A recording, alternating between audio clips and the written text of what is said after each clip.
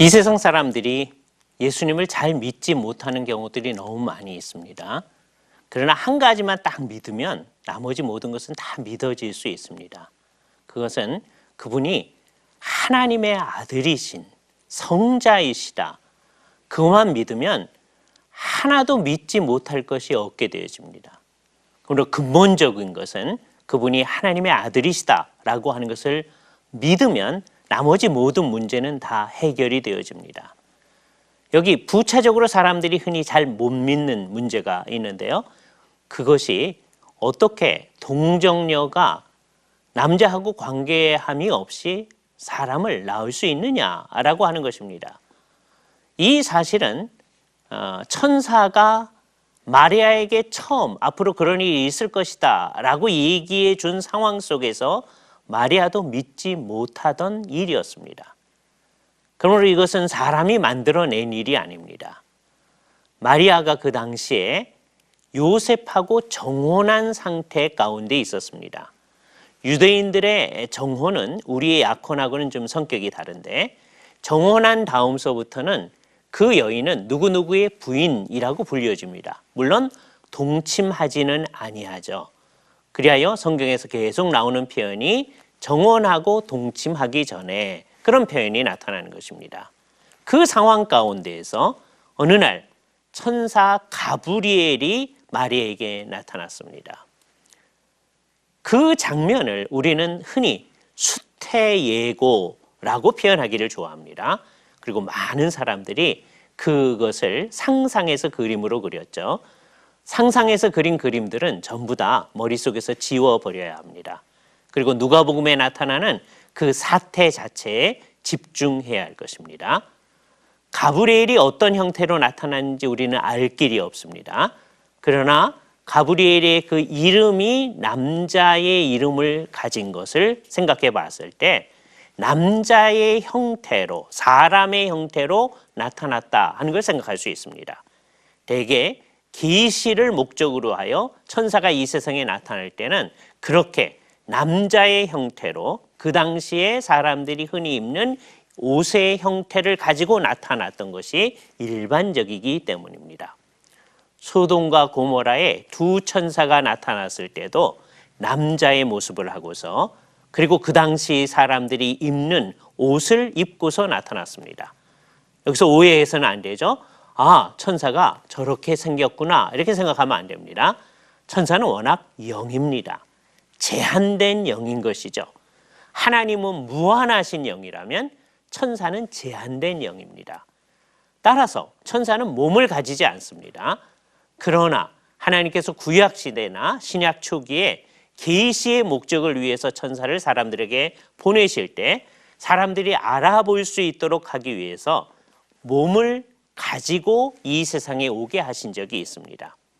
그 경우에 천사는 잠시 몸을 빌어서 오는 것이죠.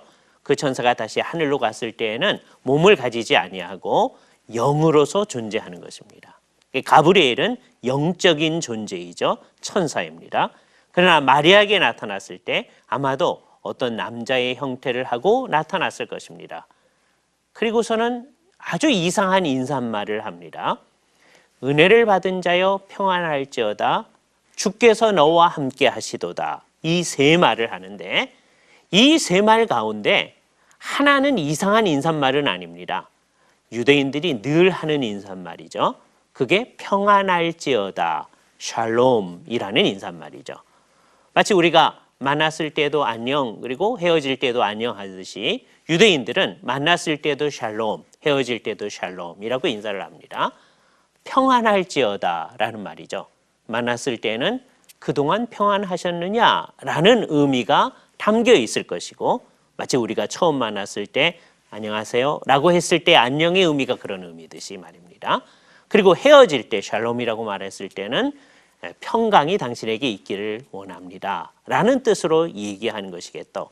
정확한 의미로는 여호와께서 당신에게 평안을 주시기를 원합니다 라는 뜻으로 인사를 하는 것입니다.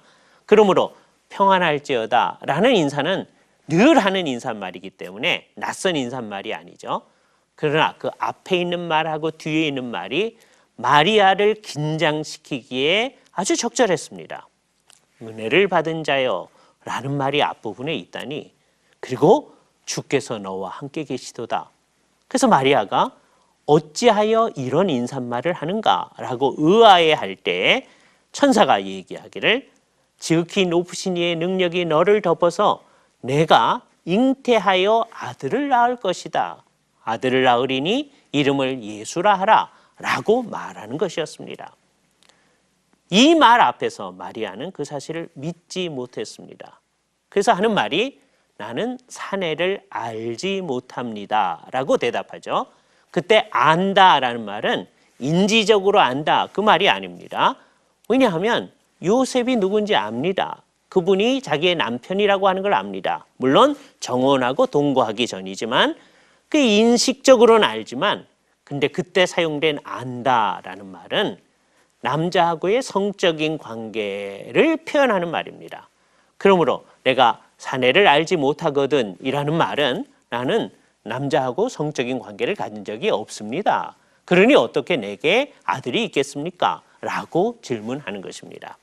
유대인들은 가끔 이렇게 안다라는 말로서 성적인 관계, 매우 깊이 있는 사랑하는 관계를 표현하는 경우들이 많이 있습니다. 창세기에도 보면 아담이 하와를 알매 이렇게 되어 있는데 우리말에서는 그것을 동침하매라고 그 의미를 잘 살려서 번역을 한 것이죠. 그 안다라는 단어, 야다라는 단어의 의미를 잘 설명해 준 것이라고 말할 수 있습니다. 마리아는 바로 그런 의미에서 나는 남자하고 성적인 관계를 가진 적이 없습니다 라고 얘기한 것이죠. 그러므로 자기가 아이를 낳게 된다고 하는 것을 받아들일 수 없었던 것이죠. 동정녀가 어떻게 아이를 낳게 되느냐. 여기 신약 성경에서 아주 계속적으로 파르테노스라는 단어를 사용하는데 이건 정말 우리말 성경에 동정녀라고 표현했는데요. 잘 번역한 말이라고 할 수 있습니다. 그저 처녀 정도가 아니라 동정을 간직한 여인이라는 뜻인 것이죠. 그러므로 물리적으로 말하면 일어날 수 없는 일이 일어날 것이다 라고 얘기를 해주는 것이죠. 어떻게 이런 일이 가능할 것인가? 마리아가 고민할 때 천사가 이르기를 지극히 높으신 이의 능력이 너를 덮어서 성령으로 말미암아 내가 잉태하게 될 것이다 라고 얘기를 해준 것입니다.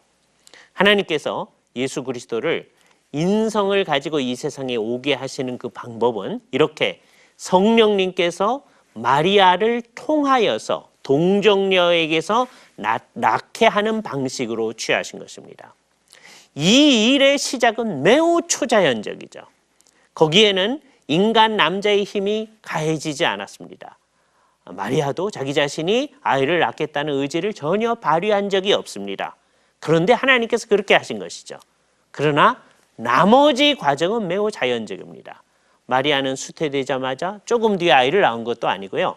다른 어머니들이 다 뱃속에서 10달 동안 아이를 키우듯이 마리아도 그때 수태된 아기를 10달 동안 키워서 나중에 낳게 되어지는 것입니다. 그럼 그 모든 과정, 모든 아기들이 어머니의 뱃속에서 경험했던 그 모든 것을 우리 주 예수 그리스도께서도 인성으로서는 어머니의 뱃속에서 경험을 하신 것이죠. 그래서 우리나라에서는 예수님께서 언제 태어났는지를 모르지만 그 예수님이 태어난 것을 기점으로 해서 10달을 계산해서 그때를 생명의 주일로 해서 이 세상의 모든 생명을 돌보는 우리들의 의미를 잘 표현하면 좋지 않겠느냐라는 제안을 하는 경우도 있습니다. 여기 덧붙여서 한마디 말씀을 드리면 우리는 12월 25일을 예수님께서 이 세상에 오신 것을 기념하는 날로 오랫동안 지켜왔습니다. 로마 교회가 그렇게 결정해서 했기 때문에 우리들이 그 전통을 가지고 온 것이죠. 그러나 주의해야 할 것은 12월 25일 날 예수님이 태어나서 우리가 그날을 성탄절로 하는 것은 아니라고 하는 것을 아주 분명히 해야 한다는 것입니다. 예수님은 언제 태어나셨는지 우리는 모릅니다. 연도도 사실 정확하게 모릅니다. 그러니 태어난 날도 모르는 것이죠. 우리는 언제나 성경이 말해주는 것만을 알고 믿습니다. 성경이 말해주지 않는 것은 우리는 모르는 것입니다. 그래서 예수님이 12월 25일 날 태어났다, 또는 12월 24일 날 저녁에 태어났다, 이런 얘기를 해서는 안 됩니다. 따라서 성탄절에 이날이 예수님의 생일입니다, 이렇게 얘기해서는 안 될 것입니다. 다음 성탄절서부터는 그런 용어들을 사용하지 않도록 해야 합니다. 그럼에도 불구하고 이 날을 우리 주 예수 그리스도께서 역사적으로 이 세상에 오셨다는 사실을 기념하는 날로 지킨다고 하는 것은 매우 의미 있는 날이라고 생각할 수 있습니다. 옛날에 종교개혁이 일어났을 때 이게 로마 교회에서 결정해서 예수님의 성탄을 기념하는 날이라고 생각했기 때문에 한동안 우리들이 성탄절을 안 지킨 적이 있습니다. 그래서 그렇게 하는 사람들을 볼 때 그것을 너무 이상하게 여길 필요는 없습니다. 제가 베트남에 방문을 하고 나서 생각을 좀 바꾸게 됐습니다. 지금 현재 베트남 법에 의하면 베트남 사람이 예배당 안에서 베트남 사람에게 전도하는 것은 불법이 아니라고 합니다. 베트남 사람이 예배당 바깥에서 전도하는 건 불법이라고 합니다. 공산주의 국가이기 때문에 그렇게 법을 만들어 놓은 거죠. 물론 외국 사람이 베트남 사람에게 복음을 전하는 것은 예배당 안에서나 밖에서나 그 나라의 법으로는 불법이 됩니다.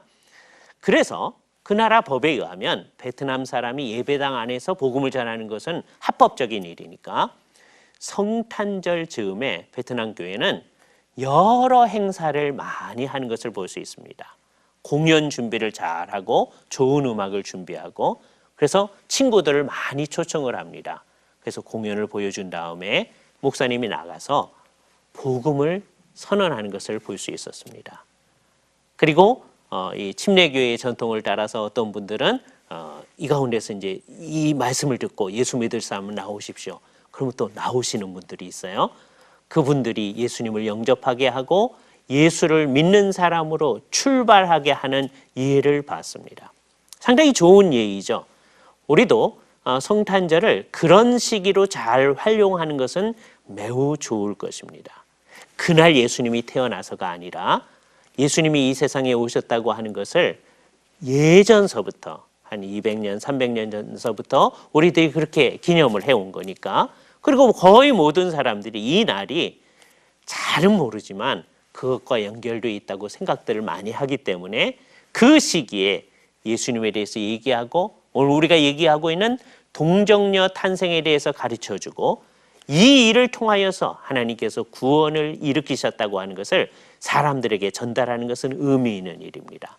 그래서 성탄절날 모여서 성탄절의 의미를, 어떻게 우리가 이 날을 이렇게 기념하게 되었는지를, 그리고 예수님께서 이 세상에 오신 것의 의미가 무엇인지를 사람들에게 잘 설명하는 특강을 한다든지, 성탄 찬송을 우리가 다 같이 부르는 찬송을 부르는 시간을 갖는다든지, 우리들이 복음을 전할 수 있는 좋은 전도 집회의 기회를 갖는다든지 하는 것은 매우 의미 있는 일입니다. 그날 모여서 예수 그리스도에게 경배하는 일을 하는 것도 꼭 나쁜 거라고 할 수는 없습니다. 근데 중요한 것은 예수님께서 이렇게 정말 동정녀로부터 태어났다라고 하는 그 사실을 명확히 알고 그 사실 앞에 있는 것입니다. 이 사실이 맨 처음 언급되어졌을 때 마리아 자신도 그 사실을 믿을 수 없었고 받아들일 수 없었습니다. 그러나 천사가 그분이 나실 바 그분은 장차 다윗의 위에 앉아서 이스라엘을 통치하실 분이시다, 즉 메시아이시다 라고 하는 사실을 설명해 주는 말을 듣고 난 다음에 마리아는 그 사실을 받아들였습니다. 주의 계집종이오니 말씀대로 이루어지리이다 라고 말한 마리아의 그 고백은 진정한 신앙의 고백인 것이죠. 내가 도무지 받아들일 수 없는 상황과 같은 상황 속에서, 또 이스라엘 사회 가운데서 그러한 일이 있을 때 어떠한 어려움이 있을지를 잘 아는 상황인 것이죠. 그러나 그 사실을 받아들인 것입니다.